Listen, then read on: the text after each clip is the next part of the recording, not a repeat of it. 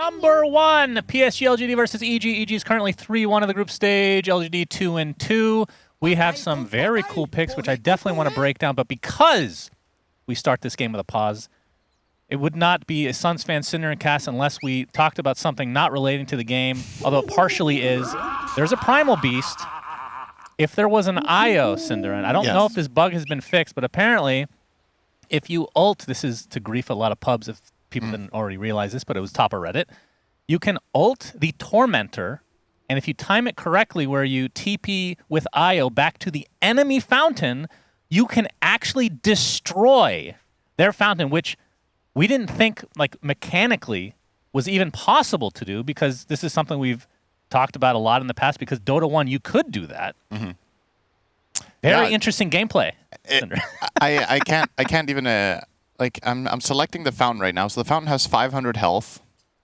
And I was just I was thinking to myself, okay, so if the fountain has 500 health, shouldn't you in theory be able to kill it with blade mail as well, since it does physical damage and you would reflect it? But I'm assuming the blade mail is just hard coded to not do damage to fountain or something. But apparently the Tormentor, at least for a short while, like you said, I don't know if it's been changed either. But it was an interesting clip to see. It was like a blast from the past. Like you said, in Dota 1, you could actually frostbite the fountain. You could use Guardian Angel and then run in and destroy it.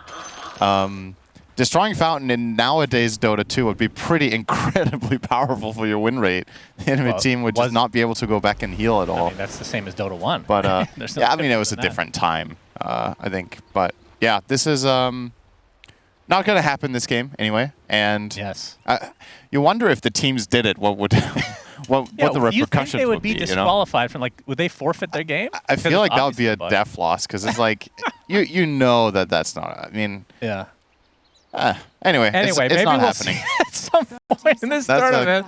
But I do want to talk about some of these heroes that were picked, because some cool changes and whatnot. First and foremost, we're going to see a mid-Ricky by Nothing to Say. And this hero, I think the biggest change for him is the Shard obviously is no longer the dart, but instead it affects Smokescreen, which I believe it lowers the armor of the targets that are underneath, but more importantly, it makes them untargetable to allies. So you can't force staff your ally, you can't save them in any way, which is a crazy mechanic. I'm not going to say it's unheard of, because there are like 1 or 2 other ways in Dota that you can become untargetable. One is Dark Willow's Shadow Realm, and the other one is Book of Shadows. Which I guess Shadow Realm you can now be targeted by allies. You can even be targeted by allies, so now it's technically just Book of Shadows, I think. And it's just such an incredibly powerful mechanic, because it allows Ricky to isolate targets, and if they don't have their own force staff, he can literally just kill them 100-0. Like, he is the ultimate support killer right now. Well, While You Smile is dead. The ultimate support killer is actually the... Oh, wait, he might just live here. He's 285 move speed. Yeah, he doesn't have his eventually get hit. He's not going to... Oh, wow. All right, I pulled a Cinder, and apologies. No first blood yet. No, take it easy. So where was I? I was talking about Ricky, yeah. So on top of that, another buff Ricky got in this patch, which is very unique. I don't know if Dota has actually ever had this before. He gets bonus experience for hero kills. I think this is a first. At least I can't remember in my, I don't know how many years I've played this game. Like 17 years. Yeah. Maybe. Which, if you think about it, it's kind of weird, because we have like track, right? Now we have bonus gold for kills, and that sounded like I was going to make a list. I didn't have anything else to but yeah, he gets bonus experience for both kills and assists. So a snowballing Ricky can snowball really fast, and like with the Shard, he gets solo kills, as we've already talked about. So is that tied to his ult? Pretty powerful. Yeah, it's Cloak and Dagger. So you do need level 6 before you start getting that extra experience. It's a fixed XP per kill. Yeah. And it sounds like you need to be... Oh, it grants it for hero kills and assists. Yes. Okay. So as long as you're involved, as long as fights are happening around you, you do scale that little bit extra than other heroes. And we've seen in the meta so far that it's been very fight-centric, right? So there's a high chance that there will be a lot of fighting going on. However, Ricky has been polarizing as well in the tournament so far, because he's still a weak laner in mid. He doesn't really like beat most heroes, and he does need some time. You know, obviously the Shard will be 15 minutes at its earliest, and he doesn't really offer too much in the way of team fight. He's very single target oriented, but if the game goes his way, I think the hero's incredible. And it was one of the highest win rate heroes in pubs as well. Yeah, well, what do you think about picking it with a Naga? Because they're kind of stepping on each other's toes to a degree, right? I'm kind of with the panel that I think there was maybe a more interesting mid pick in this game than the Riki. It might just be a comfort thing for LGD that they've been practicing and they feel really confident when they run it. But I would have also liked some more team fight like the panel talked about. You know, maybe something that could combo with Song of the Siren or something that could kill with the Roar and set up bigger fights. C-Smile here doing some good there are damage. some other heroes I want to talk about, but first this mid lane is C-Smile playing the Primal Beast versus Nothing to Say's Riki. That is a weird matchup. Yeah. I've never personally seen that 1v1 before. I mean, Riki should be fine, right? Because he has 2 disengages. Well, right I now, mean, currently he has 1, but he will have the second one when he hits level 4. He's going to skill Tricks of the Trade as first an blood unexpected so first blood. Takes a tumble to Shiro. This is actually a kind of cool lane, right? So Naga in this lane will skill Ensnare on the early level, and it's one of the longest. It's probably this is the single longest route in the game that a carry has, right? So there's not many routes for carry. Yeah, well, let's just call it the single longest individual, like single target control, right? It's the longest control you have. What is Dragon Tail? Like 3 seconds done now, I think. 3 seconds? On max level. And Snare on max level is 5 seconds route. But obviously it's a route, so you can get out of it. But in the early game, people don't have the spells. So this is actually a guaranteed Cold Feet procer, right? Cold Feet snaps after 4 seconds, and the Ensnare lasts for 2.75. And you can't cover enough distance unless you have a blink.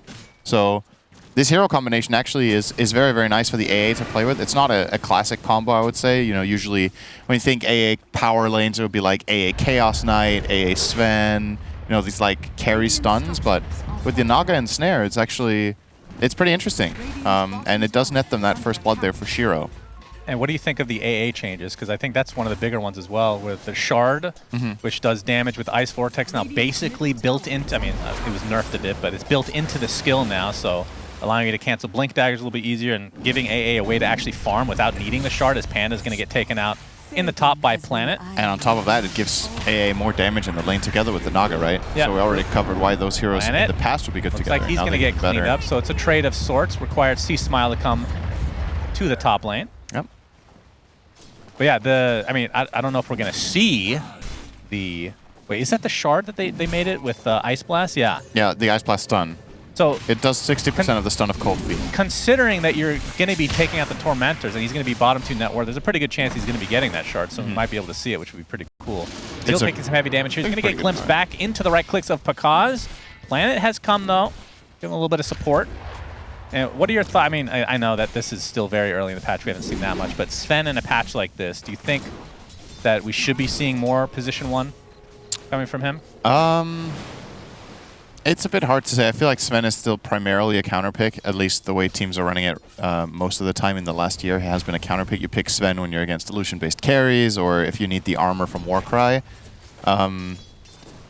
I mean, many of the games we've seen in this tournament so far feel kind of determined around the 20-minute mark, and usually Sven needs longer than that. That combo again. Nice Cold Feet is going to proc in the bot lane. Why You Smile looks to be perfectly fine. Whisper healing up a decent amount. With this lane. Why You Smile is going to get rebounded back in. Crypt Swarm just tags him there.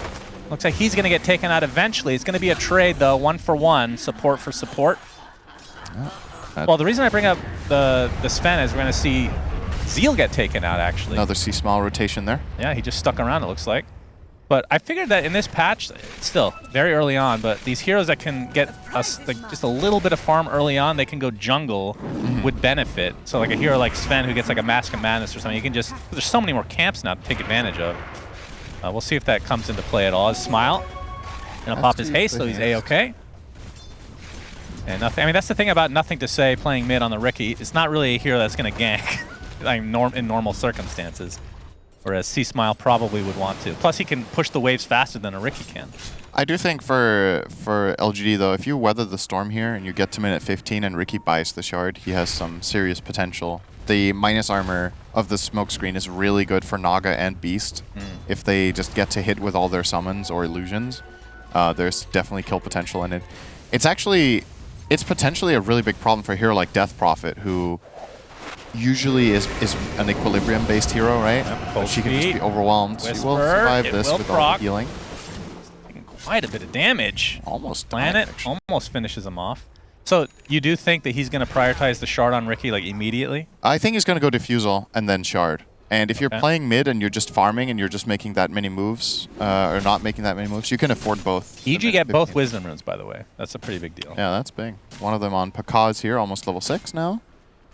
And I feel like we should have a Lotus counter as well. I think that's actually going to become increasingly important. I think you want to rework the UI to show everything. That's still, I think it's still obviously the pro teams right now understand very well how powerful this item is. But I think just in casual play, people still underestimate just how strong these Lotuses are. So every 3 minutes, you grab this 125 health and mana instant use item, which corresponds to how many stick charges is that? It's like 8.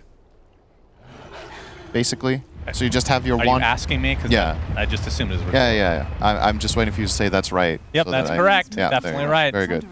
Planet looking to arrow potentially here for the rune. Good arrow. Ooh, I thought that did connect, because that is a fat body from Primal Beast. Timing was still good enough to ensure the rune for Ricky, though. Yeah, so. Nothing to say does snag it. Definitely a fine arrow there. If you're paying attention as Primal there, you're never going to get hit by the arrow, but you still have to move and give up position, and immediately smoke broken here by NTS. Very nice. One of the theories that people had about this patch when it came out was that the map is bigger, there's less sentry or fewer sentries, so invisible heroes will be more powerful as a result. We saw Ricky get a boost in win rate. I think Nyx is going to be a heavily contested hero this tournament as well as time goes on. So with that in mind, you know, you're just going to be seeing this Ricky moving around, and it's going to be hard for them to always know where he is, even if you have a gem, right? Like, it's just, you can't control all the areas that you used to with the gem, so he will find avenues to to get into fights with. He's actually going to see Pakaz here. He uses his ult to take out a measly Mud Golem camp, as nothing to say he's going to get his courier. Can't really go looking to take out Panda, so he's inside that smoke screen. It looks like that's going to lead to an easy one. Stormbolt does connect. Pakaz looking to at least get some collateral here in Planet, but the leap onto the other side looks like he's going to be fine as well. Pakaz pops the war cry, but a nice juke from Planet. There's nothing to say. Continuing to scout this out, and knowing that the God Strength is about to end, we'll see if they try to re-engage potentially. As you're right, he is going for. There's some nice stacks here from Pakaz. I'm surprised he didn't go for that first with that God Strength. Now some of the XP is going to get leached to Planet. As bottom lane, while you smile, that's going to be an easy one. 3 members of EG there waiting for him. Definitely looking to put on the pressure here and look for that bottom tower early on. These side lane towers, it feels like both the top Dire Tier 1 and the bottom Radiant Tier 1 will be even more important than they were in the past, because it's the connection point to the gate as well. You can obviously still teleport on the outpost, but that teleport is longer. So having that tower gives you more flexibility. Oh, damn! Does that actually deal damage? I haven't had this happen to me yet. It does. Yeah, it's like 200 damage. You get hit by Bash. Okay. Yeah, Panda. It's basically Spear Breaker. Right. As nothing to say. Cleans up Panda. Pakaz forced out for the time being. And I mean, just going back to this shard that will be coming, we assume, at some point for Nothing to Say. Not to harp on it too much, but it's exciting to talk about new things, Cinderin. Yeah. Like you talked about, I think Death Prophet is going to be the main target, that she might have to buy Force Staff herself, which feels horrible. I think that's part of why Ricky's win rate is so high, is that, first of all, in this patch, to begin with, Diffusal was just extremely powerful because of the way it interacted with BKB, which has been changed. But secondly, it's the fact that this shard is a lot of the time going to force heroes that don't want to buy Force Staff to kind of have to. And even if then they can protect themselves with that. It's 2k gold that you didn't want to go in that direction with, so you're kind of forcing awkward builds. Speaking of forcing here, I think Planet will be forced back to the fountain at this point. He's out of leaps. It took a bit of a commitment from EG, but they find him. The tower as well, so they should be feeling pretty happy about this. They also brought Pakaz, actually. Is that all 5 heroes bought? No, it's 4. Okay, Disruptor mid, so they brought 4 heroes for this rotation. I think that's completely okay. Can reconnect back to top with the gate if they want and try to backstab the Beastmaster. Or otherwise, just take control of this bottom area, start farming up with Sven, and got to keep an eye on the Ancient stacks as well, of course. There's currently only getting one. Caught out. That's going to be another easy one. Attempted save there from C-Smile's not going to result into anything. Diffusal complete in 200. He might actually be, he'll probably be a little bit late on the shard at this rate. I am assuming he will want to buy that. You can obviously gamble for getting it later on the Tormentor, but then you need your teammates to buy shards. So that's like come out 40 minutes in. It's going to come out way too late unless you have heroes in your team that buy the shards, so you get it early, right? True. You could get it at the 30-minute, I guess, if you kill the first one. But I think that's just a mistake. I think the shard is way too good to pass on. I think get it. But we haven't seen it physically yet, right? Have you seen it in a game? In any of the games of the tournament so far? Even pubs? I've definitely seen it in pubs, yeah. Okay. It's very powerful. There's been times in the past where we think something's powerful, and of course, I mean that's complete garbage. That's part of the charm, and stuff that you think is powerful, and then you get this confirmation that yeah, it is powerful, and then 2 weeks later it isn't anymore because people figure it out. Yeah. So this tournament will have, I think, a very, very shifting meta, even if there's no patches coming out. Which I say if, because we had one literally right before it started, so who knows? Might even drop patches in the middle of it. Yeah, every day we should get a little patch. Yeah, just a little spice. Well, the other thing is there's, like, it wasn't in the patch notes, but there's a lot of bug fixes as well that are coming out. I wouldn't say they're undocumented, but they're not in the official changelog. You kind of have to search for them. Yeah. And some of them you don't even know if they're bugs, but... That was a pretty big fix log last night. Yeah, sure. I think the defusal going through BKB was probably the biggest one, I want to say. It's one of the most egregious ones for sure. Mid lane Marcy. That is a swing and a miss on the arrow. It's a good attempt. Zeal dropping the well played. I don't know if that was because they got the kill or because they missed a point blank arrow, but whatever. Those are always the hardest ones, you know. The easiest ones. You just lose focus. Yeah. I've been there a time or two. Zeal. Closing in. Does he have the full Crimson flying out? I think he does. So he's going to have a Crimson Guard now. Nothing to say. He's got his Diffusal Blade. We're seeing the AA Blast on top of the Primal Beast. Nothing to say. Gets credit for that one. And, I mean, he does have his ult now, I would assume. So that's a little extra XP for him. As Crimson Guard, like you talked about, is picked up and used by Zeal. I mean, they're not even a whole close static to storm's killing gonna get dead. Okay, getting pursued by Matthew, disposed back into the fray, gets off his primal roar though, and the teammates are coming. Mirana ult's still there, and here comes the carry. Shiro has come to play, looking for Whisper, gonna get that easily, and now Matthew getting helped out by the glimpse, but looks like he will find his way to his base. But a nice turnaround there from PSG.LGD. You gotta say with how this game is potentially shaping out, first of all, the Riki has been very impactful. We were unsure if that was going to be a good choice, but NTS has found a lot of success around the map. We're approaching now the 15-minute mark, still looking at that shard, and looking at how EG's lineup plays this phase of the game. I think they're going to be a little bit hard-pressed to find the type of fight that their lineup wants, right? It's pretty clear when you look at these heroes, they want some sort of telegraph team fight where the Death Prophet pops ult, you fight around that, you get ahead in the fight, you glimpse people back and you find kills, but I think it's going to be really scrappy what LGD are going to bring their way. Riki's going to flank them, there's going to be a roar, Ice Blast kills with both of these heroes very easily, there's going to be arrows flying around, and Naga will be split pushing waves, so I don't know if you can actually enforce the type of fight that you would be looking for. Oh, they might kill Whisper again! AA Blast, and yeah, that's another easy pickoff. TPs are coming for EG. If they can get Nothing to Say, he's going to Tricks though, which essentially dodges the glimpse, but he's going to get dusted. And here comes the Primal Beast, but the smokescreen providing a nice cover. They don't have BKBs yet. Nothing to Say, looking to pursue now. I'm going to try to turn this around as Cold Feet procs on the Marcy, so Matthew's just dead. And EG just crumbling right now. Primal Beast cannot do anything, getting kited so hard. Yeah. Nothing to Say is putting on a masterclass on Riki right now. This is super clean. He's moving around. He looks to not be buying the shard, by the way. We talked it to death, and he doesn't even want it. It's very disappointing. Yeah, well, maybe he's prioritizing the BKB first and then shard after. I don't know. Maybe he forgot. Is there. Maybe he doesn't know. He doesn't know it's changed. Didn't read the patch notes. Oh, Riki has high win rate. Guess I'll play it. Wait, there's a new shard? Well, they're going to take the gate onto the bottom side of the map, and I honestly think for PSG.LGD, you've kind of conquered the hardest part of the game already. Feels like at this point the map will just be... Oh, Pakad, A Blast again, man. The cooldown on that is absurd. Primal Roar on top of the smoke screen. Another easy pickoff, but a very valuable kill for LGD. They're just going to be running around. Riki will be invis. They're going to use Moonlight Shadow. And they're going to naturally gather information about where the enemy heroes are because Naga will be pushing waves constantly with the mirror image. So, yeah, really tricky for EG, honestly. I think playing Dota in this game state with this kind of lineup is very difficult because You need to somewhat try to stem the bleeding, like find a way of setting up a team fight, but you also have to spread out your heroes to not acquire again. farm. And Whisper, same combo, other than the AA blast, not even needing it. Here. Gracious. It's a feed frenzy for this Death Prophet.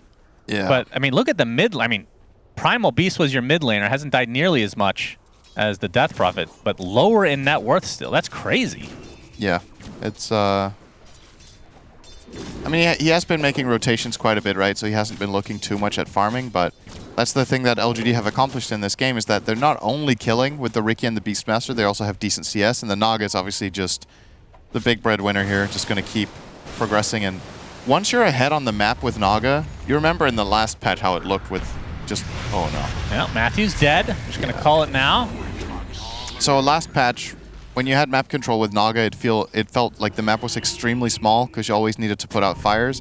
Now the map is a little bit bigger, but in return, Naga just has more camps to farm. Like, this hero is going to explode in terms of net worth when it gets control of the enemy side of the map because he got off the war cry. Ice Blast coming. There's a Primal Roar. Tricks of the trade. Panda trying to tank up a little bit. He's actually going to pop his BKB, so he'll live as a result. But that means he can't actually fight. Is a Crimson Guard giving nice cover for PSG.LGD.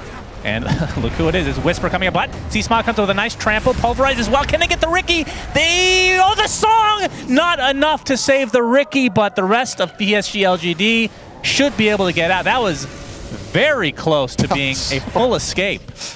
And if Pakaz, the fact that he manages to turn around there on 10% health, come back in and land that stun is actually what kills the Riki. So really well played by him to just barely get out, and of course from Panda to save him not done yet. with a disruptor. I know that Shiro does not have his ult to work with. Has to pop the Manta. Tempting to get away with that Moonlight Shadow, but he's going to get stunned, and they have the vision. That is another big kill for EG. Is he actually going to die? They're trying to turn this around. A lot of damage being applied. Finally, the Naga does drop, but they're able to get some collateral here. Sven getting extremely low. Planet not really doing that much damage, but they find it in the end as Zeal, very tanky indeed, and they get 3 kills somehow after losing their Naga. What an insane Crimson Guard, this item, man. It is quite absurd. Whisper will be TPing out. Panda is the sacrifice, so they lose 4. Goodness. After that, looked like a really good fight for EG to continue. Yeah, it's a really tough judgment call to make, but Crimson Guard just absolutely saving the day here. So keep an eye out for, just look how much damage he's taking at the moment, and here comes the Crimson. Oh, yeah. And now, my God, like they had 5 heroes, but obviously, I mean, it doesn't matter how many heroes you have hitting. If the flat damage these heroes deal is, if that damage is lower than the Crimson Guard, you can hit it with as many as you want. I missed the Ice Blast. Oh my God. Oh, that is actually so unfortunate.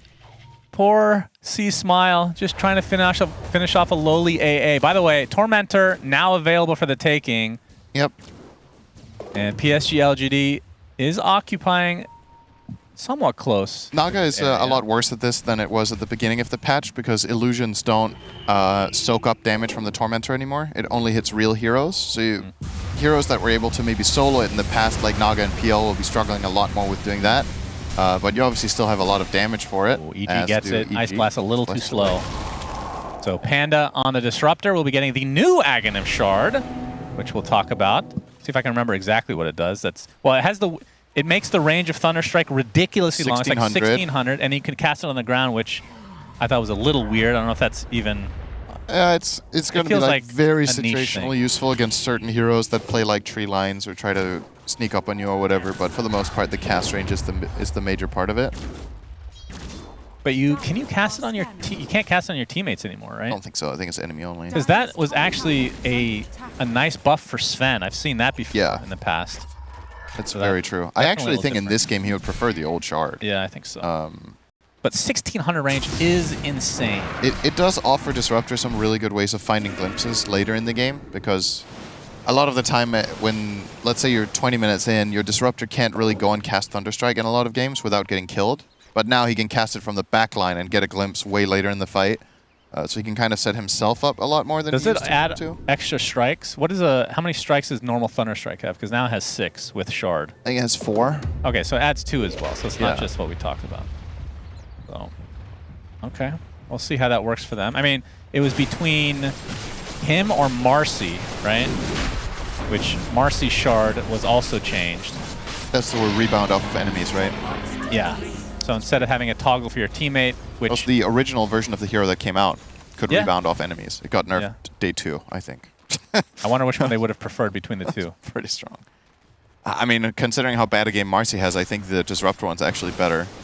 I guess there's still going to be some situations where Marcy can maybe benefit from jumping on an enemy to chase, say, the AA in the backline or whatever, but I just think Marcy's game is really, really rough right now. It's hard for her to initiate into anything without just getting blown up instantly by Ricky or Beastmaster or Naga. Any of these 3 heroes can solo her without any problems, so... I mean, LGD themselves have not even... By the way, Death Prophet did go for the 4-step, so... Actually, going for that before Ricky even had Shard. Yeah. I mean, she's still struggling, that's the thing. Somebody has to buy the 4-step, and the supports might be too poor, or they just want more of them. But also in anticipation, of course. Nothing to say. Breaking up a part of the smoke, and now more of the smoke. There's the sentry. Nothing to say. Wants to initiate, though, onto the Marcy to start things out. C-Smile looking for the onslaught initiation. Gets off the BKB, focusing on YU Smile, along with the help of Sven. But there's the song to save him. A-Blast is there as well. And somehow the A is going to survive throughout all of this. The Primal Beast, not so much. 2 dead already for EG. Pakaz forced to BKB. He's trying to find an opening, but he might just have to run away as Matthew's going to get cleaned up. And it looks like Whisper will likely be next as LGD looking very good in this game number 1, actually stopping the TP with the ensnare. That is 4 dead with 0 dying, and even keeping the Aegis intact for LGD. Perfect fight. They did absolutely everything correctly there. PSG.LGD just... Yeah. The super clutch song, because Sven doesn't pop BKB on the initiation on that kill. Make sure AA survives. That in turn gives them an Ice Blast on the Primal and the Sven. And that, because of that Ice Blast, Sven kind of has to reset and get out of the fight, and they just run down everyone else. So super clean, really nice spellcasting from LGD, and yeah, at this point, what's really going to stop them, right? Like now you've used Primal BKB, you've used Sven God Strength and BKB. Can you even do anything here? I think you might have to just give up a lane. You might lose heroes too. Marcy, well, good force. Saved a bit by the force/kinetic field. And at the very least, the tower will go down, but like we said, the Age is still intact for another 2.5 minutes, so I'm not sure what PSG.LGD, if they're even going to bother waiting. I mean, the big ulti they don't have is the song. They just expend the Mirana ult. They're going to pop the drums. Atos into Arrow. Going to get dodged thanks to Force. And now they will focus on the ability, but C-Smile wants to try to clean up these illusions at the very least. He's going to be forced to BKB, but there's the roar. A-Blast comes as well, gets the Force Staff, and will likely live as a result. But the Rax might not be so lucky. Smokescreen placed just as the zoning potential. And, I mean, the backdoor protection does go off. And now that God Strength is available, is this enough for LGD to... Pakaz is trying to flank, but he's being spotted by Zeal. Yeah, Pakaz spotted out. So this will be a melee Rax at the very least. Pakaz, he's going to get Atos, force that pop to BKB. Doesn't use his ult yet, though. There's the Primal Beast initiation. Look for Pakaz to potentially use the God Strength, but C-Smile, he's just dead. Double kill for nothing to say. There's the song.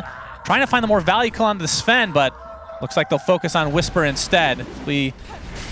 Even more deaths to this Death Prophet's name. 4 dead for EG.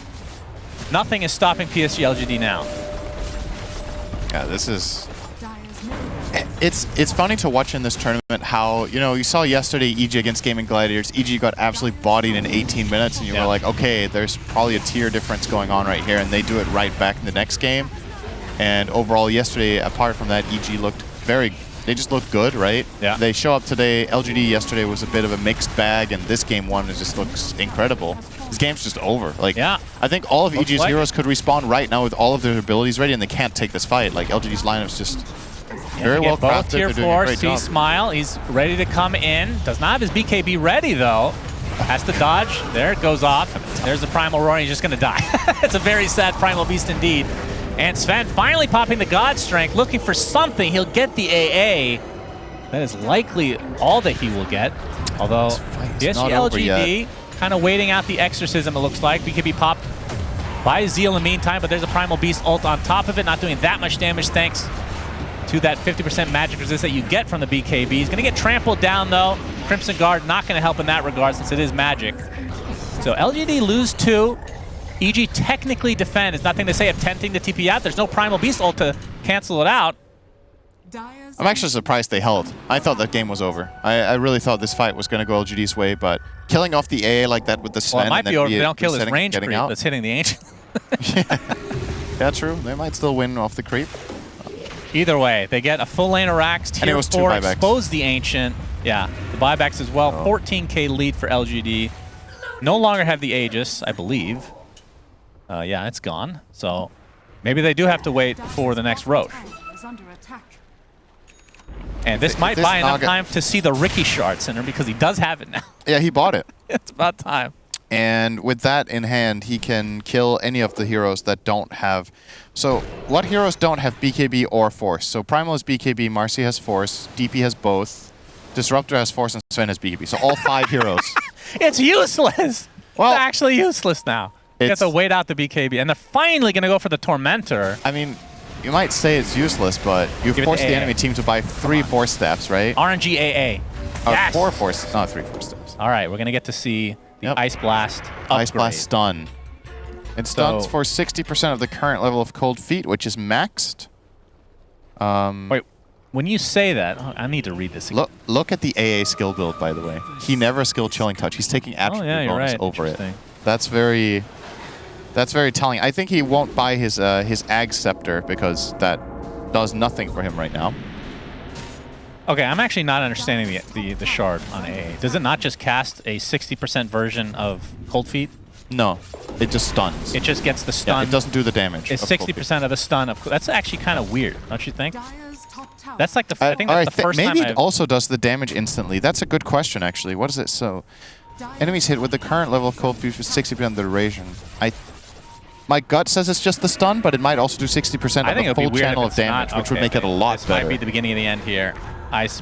Well, yep, it's not. Oh my god. And there's nothing that EG can do. That's no Sven. Yeah, he was smoke screened, so that was... Well, he had his own BKB. Well, he was stunned. Yeah, you can't use it while stunned. There you go. So the 4 staffs were... Yeah, true. Man, that shot was so useless, Shane. Man, thank you for your very comment. good. Yep. I mean, the game is over already. It doesn't matter. You said We're it was expecting useless. it out at 15 You were minutes. wrong. The Ancient exposed. The Ancient will go down. Eventually, GGs are finally called. LGD looking extremely good in game number 1. Gracious.